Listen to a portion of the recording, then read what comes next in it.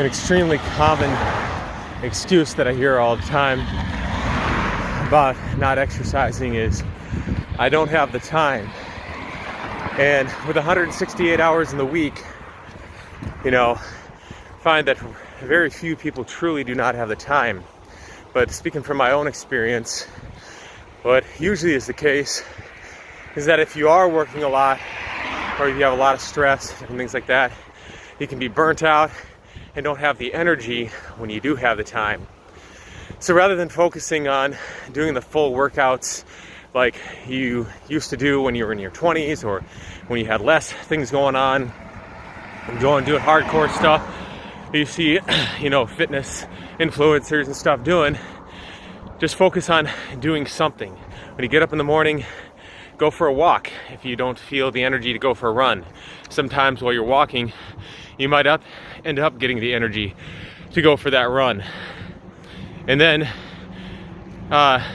if you don't have the energy to go for a walk and you're still too tired, try doing some yoga, do some stretches, do some breathing exercises such as Tai Chi, Qigong, stuff like that. Because these kind of exercises actually help to build energy. So that's why we call them working in versus working out. Oftentimes when you're doing bodybuilding, you're doing running, marathon training, things like that, you're burning your energy levels down and they need to be restored. So just doing breathing exercises sometimes can help with your mental state as well. So the other thing is, you don't have to go and do a bunch of bench presses if you're super fatigued either. Maybe do a set of push-ups. If you're too tired to do a set of push-ups, do a plank. Just do something, and over time you'll build up your resilience and be able to go further. This is definitely what happened to me when I was coming back from digestive issues. I was waiting for the perfect time to get back into training because I'd feel nauseous, I'd feel sick, I wasn't sleeping too well. And actually what it was is I took a yoga class as part of another class that I was taking. It was required. And the interesting thing was, I found when I got done with it, I was like, wow, I feel more energized, I feel more clear in the head. So I decided, well, maybe I'm just going to do that with lifting weights. I'm just going to go pick some light weights and just go through the motions. Don't worry about how hard I'm going. Just do it. And, that would be my test in the morning. I get up in the morning, and if I could do 10 to 20 body weight squats in my kitchen, without running out of gas, I figure I had enough energy to go to the gym. So I go to the gym. Next thing you know, I'm doing,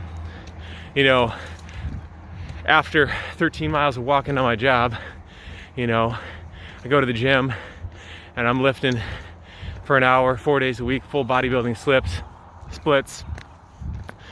Would lift 24,000 pounds in one chest and shoulder workout, and more in my deadlift and leg workouts. I never calculated those. And this wasn't the popular thing about, just go push yourself, go harder and stuff. No, most of it can just be achieved by just showing up consistently, listen to your body, and over time, you'll be able to go further and further. And this is from somebody who's not even healthy to begin with. Had very bad digestive issues, a lot of other health problems going on, but simply by just showing up, I was able to go a lot farther than I ever thought I'd be able to go. You're a healthy person, heck, you'd be doing marathons and lifting and powerlifting at the same time. So just show up, do what you can, and make sure that you show up consistently to do these things. If you do something super hard, but then you can't come back and do it the next day, you're probably going too hard. As you get more advanced, you might need to have easier days, longer days, but in the beginning, show up, do a little bit of something, and as you feel that it's becoming easier to do that, push that back and do a little bit harder, a little bit longer, see where you can go. All right, guys, see you later.